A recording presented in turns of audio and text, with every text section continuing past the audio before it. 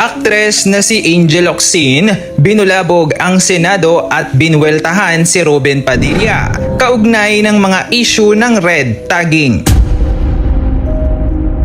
Para sa kabuuang ulat, alamin natin ang buong detalye.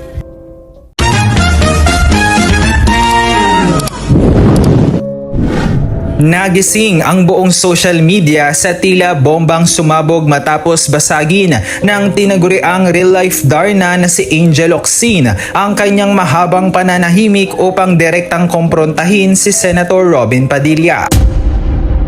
Sa isang sorpresang banat na yumanig sa mga netizen, prangkang binweltahan at sinita ng aktres ang mambabatas dahil sa umano'y pagiging urong-sulong at kawalan ng kibo nito noong panahong mismong si Angel ang nakararanas ng matinding panganib at panghaharas dahil sa red tagging.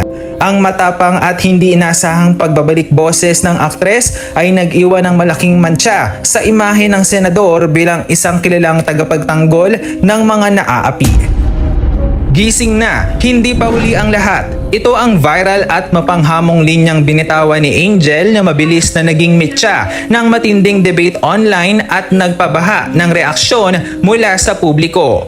Bagamat kilala ang dalawa na may pinagsamahan sa industriya ng showbiz, hindi ito naging hadlang para kay Angel na ipamukha sa senador ang kahalagahan ng paninindigan kapag buhay at seguridad na ng kapwa ang nakasalalay. Sa ngayon, abala ang buong bansa sa pag-aabang kung diringgin ba ng sikat na action star turned politician ang panggigising ng kanyang dating kasamahan o mananatili na lamang itong tahimik sa gitna ng nagbabagang kontrobersya.